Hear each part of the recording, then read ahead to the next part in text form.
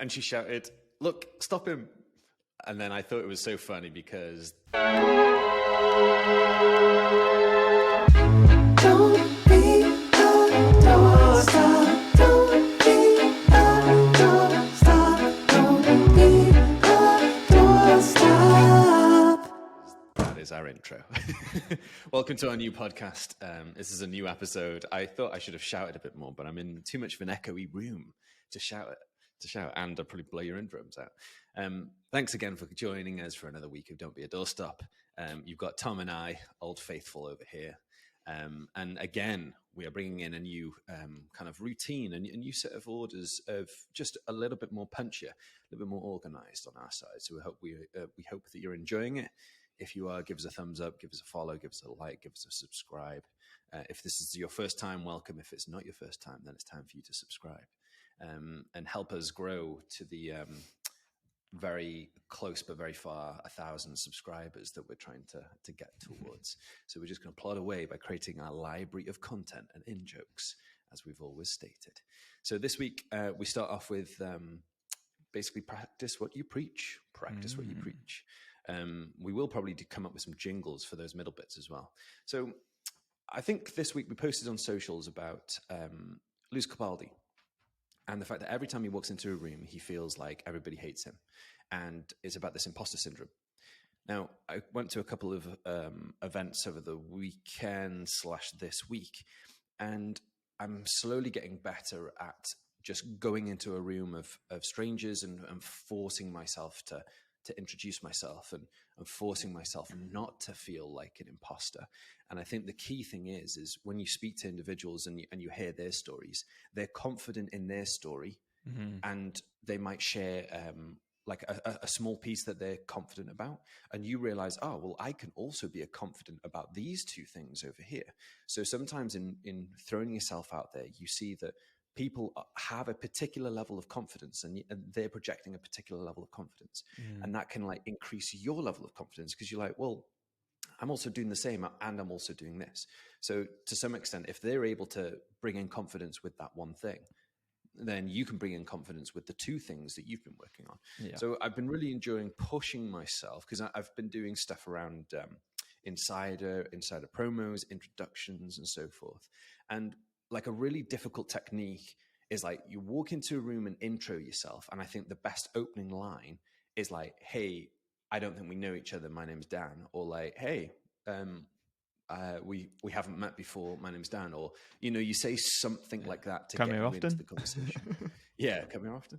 Or even like, hey, my name's Dan. What's your name? And then like the conversation itself is like, you can either kick into the typical like, oh, so what brought you here to this event? Or how did you hear about this event? Or you kind of ask like, oh, so who are you looking to meet in this event? So you can figure out exactly who they're looking for. And then they'll probably ask you, who are you looking for? And I always find that when I'm explaining the app, yes, it's great to say the one-liner, but showing them is far more important and far more impactful.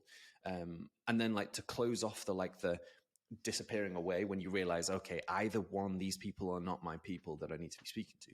You'd be like, really great to meet you. I'll let you meet other people kind of thing. And you do the die on your own cross vibe. So I've got loads better at it because I think I'm super focused. Like I know who I need to speak to. I know my like pitch, as it were. And I feel less of an imposter because I just like know my stuff, right? So I'm just confident in the value that I bring. I'm confident in the narrative, in the story, because it's a good story.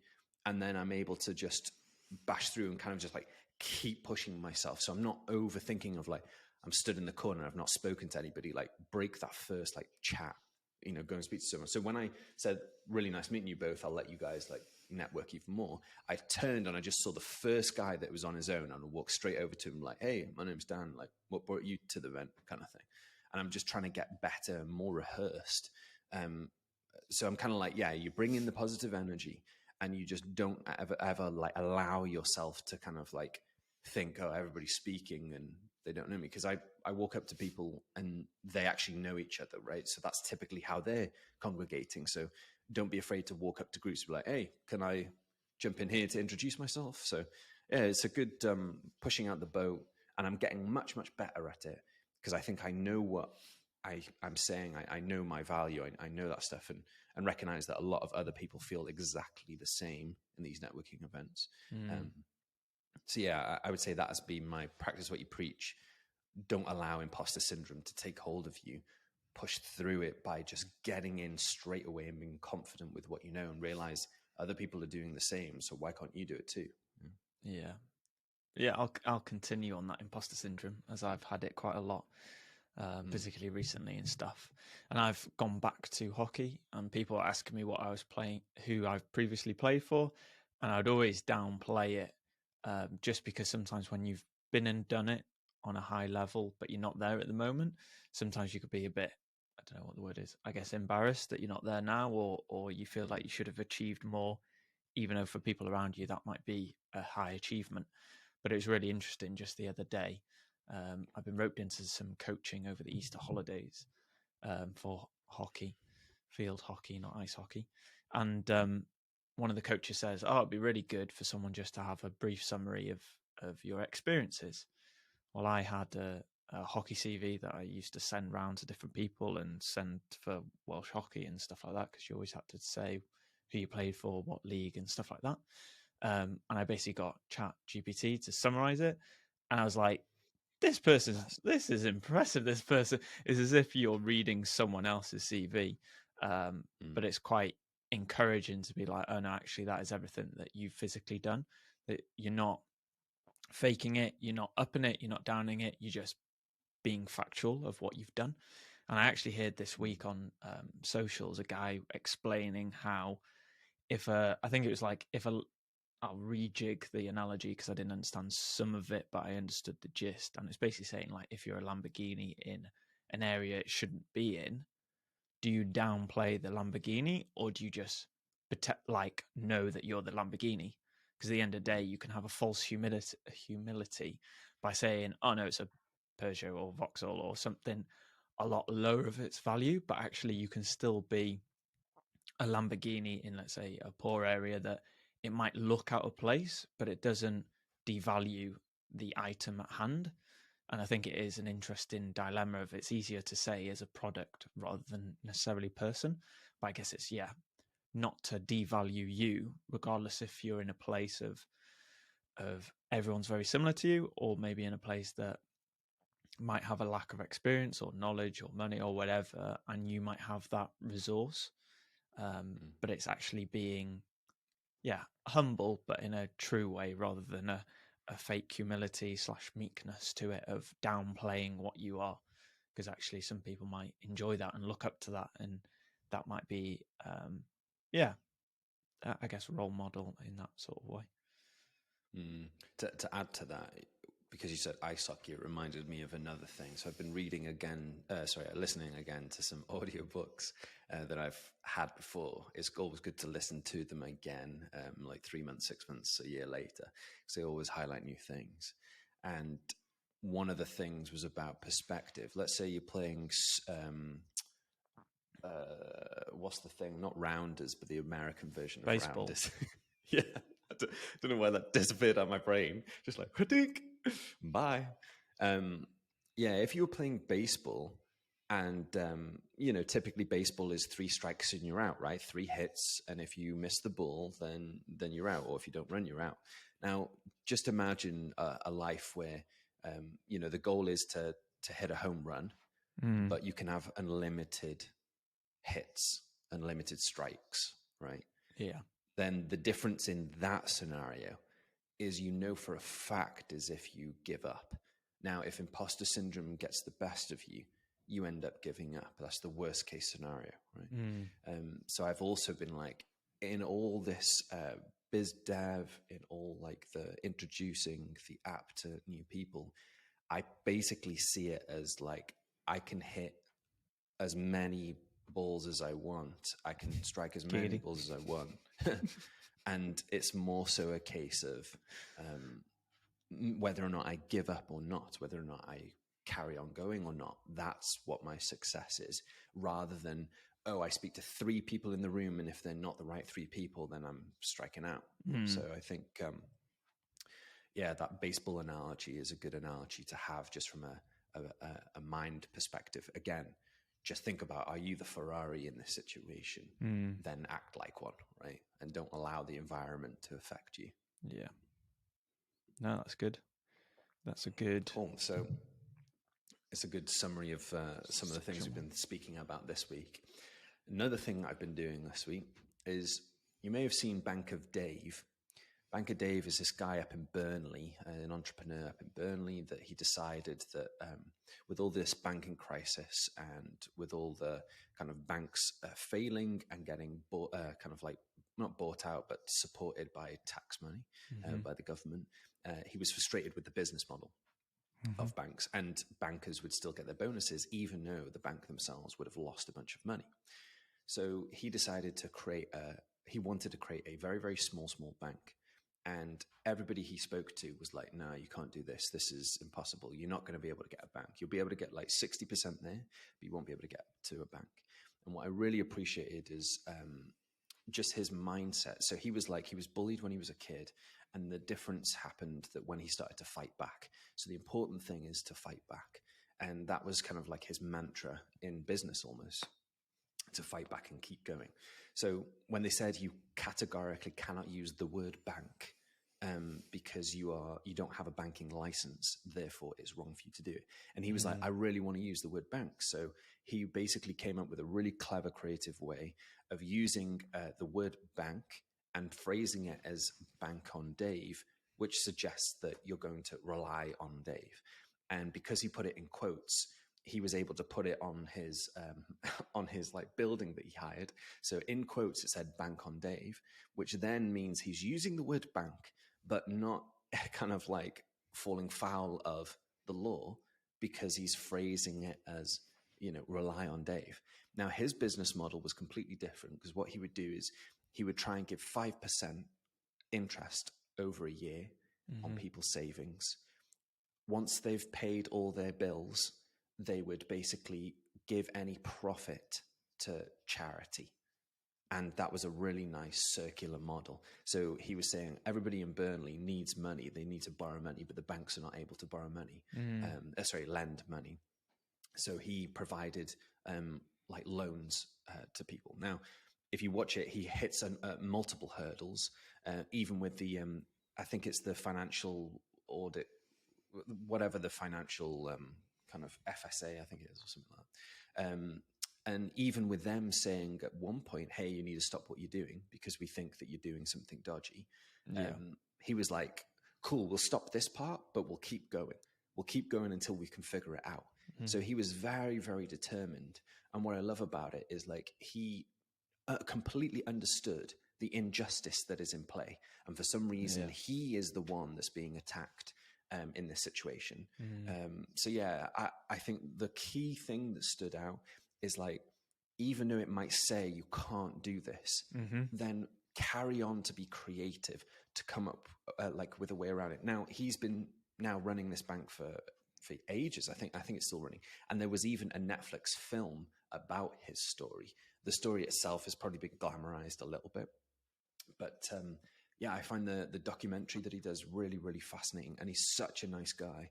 Cool. So I would say his mindset of like, don't give up.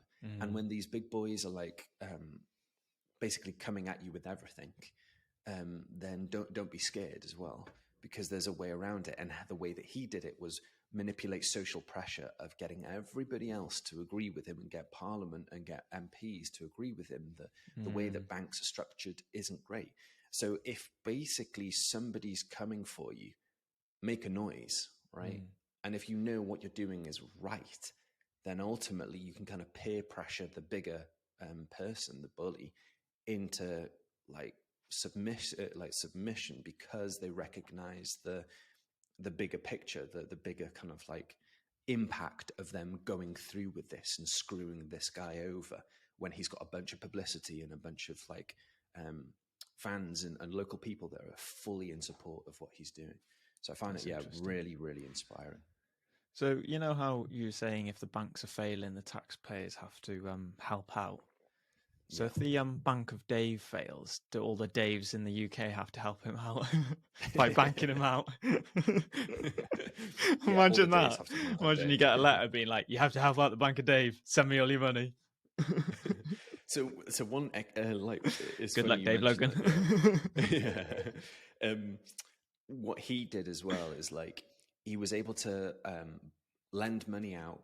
He was able to take deposits so he could lend more money out, and he had just insurance to cover all of it. So rather than like not having insurance and kind of like, cool, we're now too big to fail. So when they do end up failing, the government bail them out with all of our tax money. Rather than being in that setup, he basically has insurance. So if a worst case happens, the insurance will pay out all this stuff. And he says that's a much better financial model. Now, I'm sure that there's a load of intricacies that you wouldn't see and are behind the scenes. But somebody that he's never been in banking before, he has never run a bank before. Everybody he spoke to was like laughing him out the room, thought he was crazy, and was suggesting smaller, different versions. Well, you can't be a bank, but you could be a building society. He was like, no, I want to be a bank. So his absolute determination to basically go against the odds of professional advice and all sorts of stuff, he then ended up doing it. So what's that like grit and persistence factor that you need in your situation, and kind of the deluded nature of like, it's right. So that's the thing that persists you. That's cool. It reminds me of a social that I spotted this week. Seems like my whole life is on socials. And it's basically talking about Starbucks and how they cleverly have a top-up card system that a lot of people will tend to put money on the card and then would use it at some point to buy a drink. But it's basically, I think the amount of money that's on everyone's card, I think in the world, it was either like 1.5 billion or 1.5 million. I'm assuming probably billion with the amount of people that enjoy their Starbucks. But anyway, and they were basically saying it's super clever because you're going to get that money at some point through a drink, but you could also spend it now because it's in your account as a 0 interest loan that you can make more Starbucks to then get more people putting on more money. So it's like a really weird, I guess, what's the word? Facilitating your money without even realizing it, or even investing it in the stock market, because obviously if it's sat in a wallet, Starbucks, you're not going to make any money off it, but they could already pre-put that money towards some shares of something that's working out and making more money, which is so interesting. I think I'm the person that wouldn't put money on a top-up card just because I prefer cash, because then if anything changes and you need that Starbucks money for, let's say, a Tesco shop, well, you have to then request it back and it takes 10 days or whatever the whole process is. And a lot of the time there's not that much benefits by having a top-up card. It's more the fact that you don't actually accidentally spend it on something else, so that the bonus is you'll always get your Starbucks. But by having that as the bonus, it's basically Starbucks can use that money, then use it again when you then buy something with it, and then use it again when you then top up that card. It's like, because it's basically this guy was saying how it's more of a bank rather than a coffee shop, and that's its way of, I guess, depositing different people's money without people realizing, which I thought was super interesting. Yeah, and it aligns, that's such a great example. It aligns so nicely with somebody's kind of patterns of behavior, right? You know that if you're kind of a coffee drinker, like I've noticed that Pret do like a membership now. So you pay £25 a month and you can get up to like 5 coffees a month or something like that. If you know it's a part of somebody's day-to-day routine, how can you get that commitment up front? You know they're committed because they keep coming here every day. So how do you build mechanisms for like a structured commitment? Because really, if somebody paid like £20 on a Starbucks card and basically they didn't use it for a year, one, you've used the 20 quid, and two, giving that person 20 quid's worth of drinks is nothing, right? Because we all know chances are the drinks are marked up in a crazy way. So like giving somebody a hot drink is probably costing them like 30p to put it together. Yeah. Right? So like you can get £30 worth of coffees, which are like 30 pence at a go, and here's your 5 coffee. And I think that's such a clever idea. So if you run a business or you have some sort of a side hustle that you've aligned to somebody doing something in a regular way, like I've always thought if I was going to start like a business where it's like a product business, I would go into something that somebody uses every day, like hair shampoo. Like you literally use shampoo all the time. So how can you do something that somebody regularly needs it? So then they're going to, if it's a really good product and a good price, then they're going to subscribe to it, right? Or buy it in bulk or whatever it is. Yeah. So yeah, like that's such a clever idea, and it's great for cash flow then because it's all fronting it. And then you can forecast a little bit better, right? Because you have this like solidified monetary kind of like platform through the reward system. And obviously it's important to give rewards for the usage of the card, because otherwise if you didn't get rewards, nobody would do it. Because I think the rewards is I just used to do it only. I think the reward, or for Starbucks point of view, is just the ease of it. Because actually, I do have a Starbucks card that I scan when I use my card or use cash and get points. But to my knowledge, I might need to look into it more. Maybe there is a bit more of a benefit to encourage.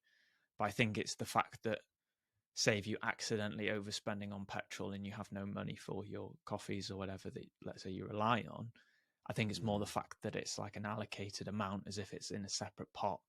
I use Monzo, so as if it's in a Monzo pot that you can't get at very easily or straight away. Yeah, because you can always do both routes, right? If somebody uses their cards for points as kind of like a club card, right? You don't load the club card with money, you just use it. And then that means you're going to come back. So it increases up the loyalty because anybody that gets a free drink feels great, even though it's not that much of a cost for the business to do something like that every now and again, which makes sense. It's all about the regularity of it. Because so I go to prep for lunch, and the guy started to recognize me, and every now and again he'll give me a free drink. Now chances are that's literally costing 20p to make, right? But for some reason I'm like, oh, that's really nice. I should come back and do that more. So the psychology of like that feel good thing with whatever setup you have is so fascinating. Even like this week, Tom and I were talking about council tax. I'm not sure if you know, but basically council tax you can pay. Typically, they get charged over 10 months, but you can pay over 12 months. Now, again, the 10 months actually benefits the council because they get 2 months earlier, so they have more cash flow up front. But then for us as the council tax payers, it psychologically feels nice that you don't have to pay those last 2 months. But if in month 2 you did not have a tenner and you were below, you would literally get a red letter. Like, you've missed your payment. So what's the point of not saying that everybody's at that breadline as such, but let's say that you were at that breadline for the feel-good 2 months at the end of the year, it actually is better, because if you did not have a 5, or if you were like a penny short, they would be after you. So it'd be better for like a balancing act to spread it over the 12 months. So then you're saving like £13 or whatever it is on those months, on those 10 months prior, which is all about cash flow, right? So much so that you can make it to that 11th, 12th month. And then it's more of a forecasting thing. It's easier to forecast when something's a more consistent price. Yeah, it's very interesting how psychologically that plays. Talking on to psychologically playing stuff, we're on to the third and final area. So this is a spontaneous talk that I found, again, on socials, a very interesting thing. And this is a live topic. So I've not spoken to Dan about this, and I've not really given it much thought other than this would be really interesting for the pod. So we're live. People change in 4 different seasons. So number 1, hurts enough, they have to change. Sees enough, so they're inspired. Hears enough, so they want to change. And then receive enough, so able to change. I found that very interesting, especially because either you find people that are very good with change or really wrestle with change, or a lot of people are numb to change in the sense that they would prefer change to happen to them. I think it's very similar linking in with the first one of when bigger companies are bullying you, you're more likely to be like, actually, I want the status quo. I'll just stick in my lane and I'll be a building society or something completely different, rather than going, actually, sometimes it's good to fight for your position because something good might come from it, which I think is quite tough, because I think in schools, if you get in a fight with someone or an argument or whatever, there's always a negative spin on it, or that you're told off, you're disencouraged to engage with it a lot, which is really interesting. But we're looking at those 4 different areas. I don't know if we can give maybe examples from our lives that maybe that has been there, or just wing it to see where this conversation goes for the next 10 minutes. It reminds me of nature when it comes to birds. I don't remember when I was told this thing, but birds, when they make nests, the parents make nests so that there's like glass or like uncomfortable stuff at the bottom of the nest, and then like soft stuff at the top. So when the chicks hatch and they become heavier, the nest itself actually becomes more uncomfortable, enough to force the chick, or now the small bird, to fly the nest. Now, typically in life, I've tried to always jump before I'm pushed, because waiting till the last minute, waiting until your kind of like body gives up, or waiting until you're like hurt or like have the trauma of a situation, is never ever worth it, based on, oh, but I was loyal, or but you know, I stuck there till the end. And we're talking very much like career-based things that are like not like that are easy to kind of like change with. I'm not talking necessarily about relationships, although I'm sure relationships could be a factor of things as well. But yeah, I've always tried to do like so just recapping what they were. So hurt enough, see enough, hear enough, received enough. I'm way more like, I've seen enough and I've heard enough. And I think it's all because I'm wanting to gather information before I walk into something. And also wanting to gather reference points, so then I can basically jump out the plane way before the time comes that I'm actually pushed out the plane, because I want to be in control of the decision rather than the decision being made for me. Yeah. So I try to avoid, at all costs, I try to avoid waiting until I'm hurt enough before I do something. And it's very much, I would way prefer to see, hear, and receive way before hurt. Yeah. I think that's the thing, is looking at those 4 things, I would assume that the average person links more with the hurt enough or received enough. So the hurt enough in the sense that you are literally hating your job to the end of the world, but you'll still go at it, but then you'll be made redundant. Or it might be receive enough. It might be the thing of, like, things like the lottery or winning 200k over the radio and that type of thing. It's the hope that once that will happen, I will bring change into my life. But I think things like YouTube and TikTok and all that type of stuff is very empowering, from the seeing and hearing to just be inspired and want that change, because you see that there's so many options, rather than being stuck in that 9-to-5 job that let's say your parents or grandparents got into, but actually didn't enjoy it at all, but actually wasn't in enough pain to leave, because they saw the pain of maybe letting down the family or not having money being greater.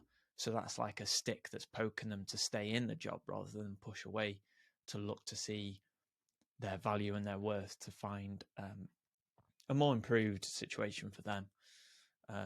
Obviously, it is very, very tough, and I think it is a privilege to have some of them. Obviously, receive enough. You could have inheritance and stuff like that, which makes things a little easier. Sometimes it doesn't, because you still need that wisdom and discernment of knowing how to spend the money, and you can blow it all in once. But it gives you the silver lining that everything will change. But actually, by inheriting a lot of money, that might make you do that change, you would always need inherit money for that change.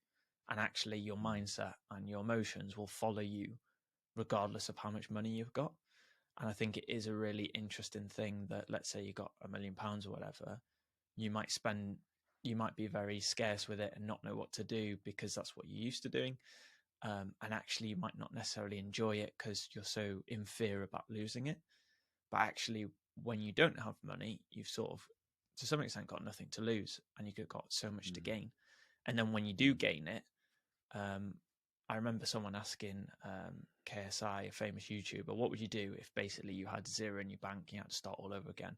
And he was like, I would just create content. I love it that much, and I know how to be successful, so I know I just basically reproduce it to some extent. And I think that's the thing, is when you don't have a fast lane to success, you learn how to do it, how not to do it, in the journeys of the snakes and ladders of life.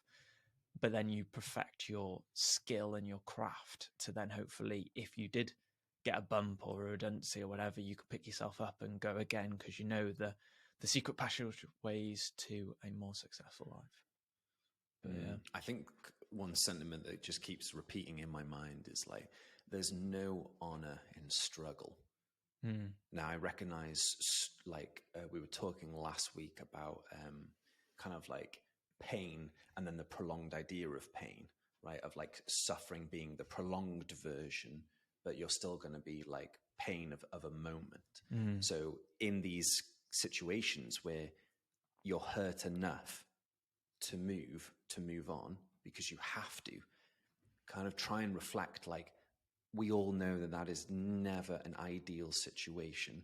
And with the concept of there's no honor in struggling for 10 years, there's no honor in struggling for 5 years, there's no honor in struggling for 2 years.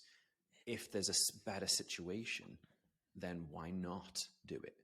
Because there's you know, as they typically say, they always say, you know, if you were to drop on the desk today, they'll literally have your job advertised by the end of the week.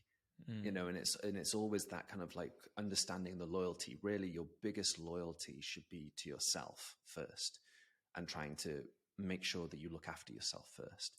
Because there is no award for being around for X years or whatever. I think times have shifted in a way, away from that typical approach. And it doesn't mean that that you can't commit. It doesn't mean that you're disloyal. Like, you're just loyal to yourself, and people sometimes don't see that, right? Their benefit, their thing that they think that is really positive, doesn't always wait out with you being in a healthy position, because somebody's probably benefiting from you basically steamrolling yourself, as we said in the last few episodes, or last episodes back about steamrolling. So yeah, there's no honor in struggle. Don't steamroll yourself, and don't wait until you hurt enough to have to move on. Like, be inspired, like experience enough to move on. You can take experiences as positive experiences or negative experiences, but yeah, you always want to jump before you're pushed. and that's the thing, is inspire yourself. But if you do have a weak spot for pain, how do you bring that pain into your situation, that the pain might be losing out on your dreams? So then you can hijack your body for that change. But yeah, try and inspire yourself and run after that and see what happens. Awesome. Well, if you've been inspired or been challenged or been hurt by what we've said today, Or received. Do let us know. Yeah, or received. So if you've seen, heard, or received enough from us today, then do let us know, because we're always very fascinated in hearing the impact. Ultimately, a lot of the time, you never see the impact. But yeah, if you have the confidence and the energy to write in a comment of maybe something that has struck a chord with you, something that's resonated with you in what we've spoken today, that'd be super helpful. And until next time, keep hammering those nails.